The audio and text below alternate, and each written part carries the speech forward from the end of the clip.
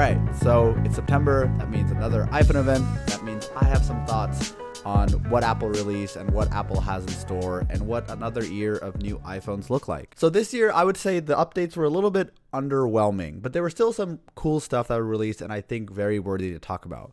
And I first wanted to start a little bit about just the software, the Apple Intelligence software, because that kind of leads into some of the new features baked into the iPhone 16. So if we all remember WWDC last year, Apple made a big deal about their Apple Intelligence, their AI features, and they showed off a new feature this year on the iPhone event, and that was kind of what I would say is their visual intelligence.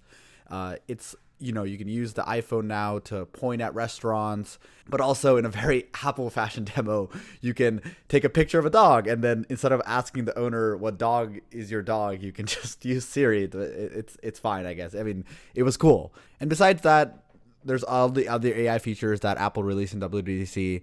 What's funny is, though, a lot of these AI features are not coming when you get the new iPhone or if you already have an iPhone 15. They're still coming later in the month, which is a bit weird because, you don't always want to buy something with the future promise of better software. But I'd say in this case, it's a very integral part for Apple. They're definitely going to release it. So yeah. With this new visual intelligence, though, Apple has made some updates to the new iPhones. And let's start with the iPhone 16. I'd say, hot take, I think this is probably the best base iPhone Apple has made.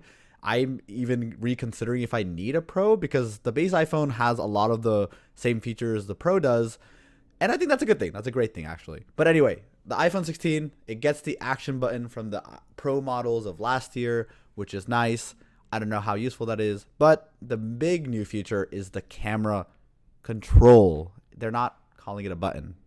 Okay. So you can use the camera control to launch the app, the camera app, and you can immediately press it again to take a photo.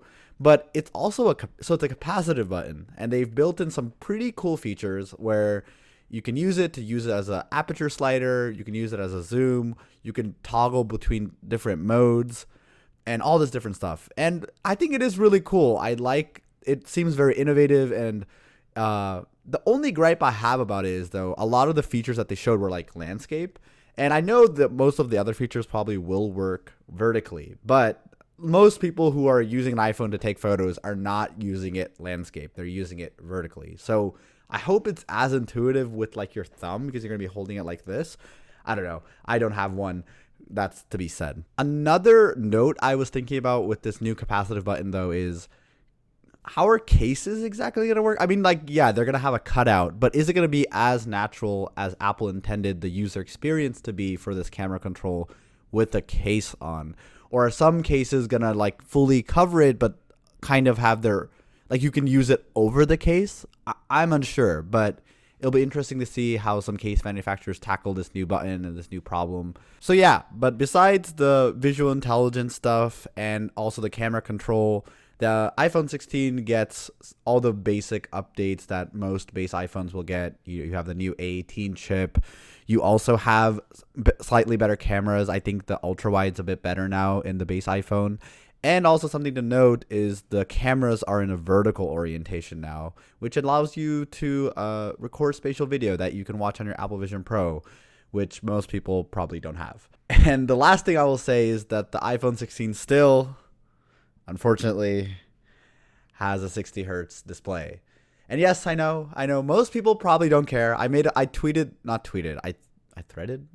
threaded this thing where I said, even me sometimes, I stopped noticing my phone is on 120 hertz and I have the Pro iPhone. I still think it's 2024. How expensive would it be to add 120 hertz to the base iPhone? And I know Apple's going to use this feature to distinguish both the Pro but it's fine. Still, it doesn't stop me from complaining about it. But anyway, on to the Pro phone. So I'm going to say the Pro phones this year, compared to the base phones, it's a slightly better phone, which is a good thing for most consumers because you can save your money and just buy the base phone and get almost all the other things. But the Pro phones do have some cool other things that are worth talking about. They get the same things the base iPhone does. It gets the new camera control. It gets all the Apple Intelligence features. And the cameras. I think the cameras are the ones to talk about. Now, both the smaller Pro phone and the Pro Max have the same exact camera systems. In previous generations, the bigger Pro phone would have a better third camera, but now both of them have the same one. And now the Pro phones can take 4K 120 FPS slow-mo video, which is honestly crazy. Like, that's an insane amount of processing power. I know it's been done before. I know Samsung does it, but comes to the iPhone now. It's really good if you really need that high-quality slow-mo video. And then another thing to notice about the Pro phones is they're slightly bigger. So I think they're about the same frame as the previous Pro phones, but the bezels are smaller. So now the big one is 6.9 inches, which is really big, and then the smaller Pro phone is 6.3, which is still also a good size. But yeah, honestly, besides those two things for the Pro phones, there's not much more to talk about. They, as I said before, they get the incremental updates. They get a chip bump. There's like some new studio audio features where you can kind of mix the audio and make it more like a movie-esque. Like, you can have the background bleed into the forefront, or just have people's voices. I don't know, AI technology, but I think that's only a Pro phone feature. And besides the iPhones, there were some also other interesting stuff released, specifically the AirPods 4 now. So not to be confused with the Pro models, but these are just your regular AirPods. And Apple made actually some decent updates to these. They now get a new H2 chip, which is a significant upgrade from the H1 chip. They also have a redesigned case. The case is the smallest case of any AirPods to date, and they redesigned their ear shape a little bit too. So now Apple says that they can fit in more ears than they used to and more comfortably. And they also now come in two variants. So the normal AirPods 4 come in retails for $130, and that doesn't have active noise cancellation. But now you can also, for $50 more, get the AirPods 4 with active noise cancellation, which is, I think, really interesting, because usually to do active noise cancellation well, you kind of need like a seal. Like, that's why the AirPods Pro works so well. They have a soft ear tip that you put in and you get a seal in your ear. These ones are still those hard tips, and so it'll be interesting to see how well the noise cancellation happens. I don't have them, but yeah, something to note if you're planning on buying it. They also updated the AirPods Max with new colors and USB Type-C. That's it. I mean, it's like ridiculous, to be honest with you. The AirPods Max now are 4 years old. They're still $550. They don't even have the new H2 chip. They didn't even update the AirPods Max to have the new chip that the AirPods 4 have. And all they did was change the charging port, which I guess is nice, and then added new colors. Like, what? If you want AirPods Max still, even though I think there's way better options, you can now use not Lightning.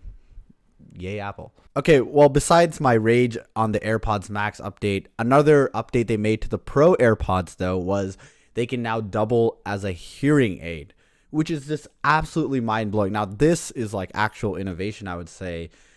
It's so disruptive. Do you know how...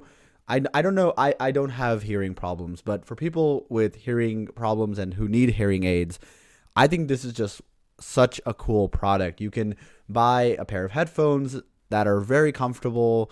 I'm unsure how regular hearing aids are and how comfortable those are, but you know, these have way more features than just a regular hearing aid. They double as Apple headphones. They can connect. They can switch to so many different devices and everything that you might be using on a daily basis. And this is just so cool.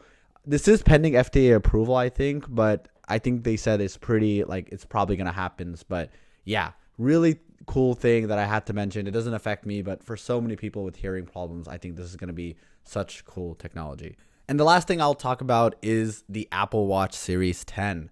Now, Apple redesigned this watch a little bit. They made it their thinnest Apple Watch yet, and they also made the display bigger. So now, fun fact, the display is actually bigger than the Apple Watch Ultra, even though the casing size, you'll see it says a bigger, like 49 millimeters is a bigger casing for the Apple Watch Ultra. Yeah, so the Apple Watch Series 10 has a bigger display than the Ultra, but I don't think the battery's as good, but that's for later.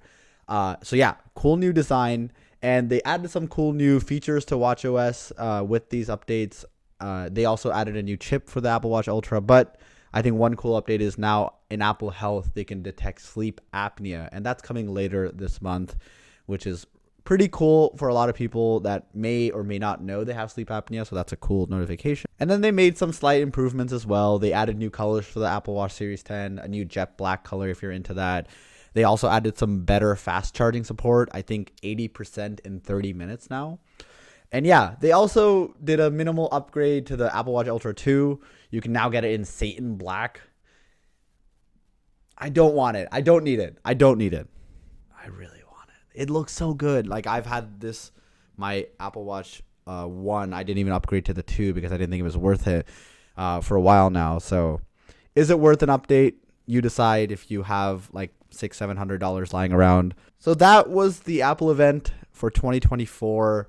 I would say an underwhelming slate of updates. I think there were 2 really cool things. I think the new camera control button on the iPhone is cool. It would unlock some new possibilities, especially with all the Apple Intelligence stuff coming later in October. And honestly, the hearing aid stuff for the AirPods really, really impressed me. That's, I think, disruptive technology. Other than that, like in the Apple way, new colors, this chip update, yeah, I don't know. Yeah, a little bit underwhelming, but yeah, people are still going to buy this stuff, and hopefully next year we can get something cool. But anyway, if you want to see more on the new iPhone 16 and 16 Pro, maybe the new Apple Watch Ultra and the Series 10, subscribe, like this video, and I would love to know your thoughts about the Apple event.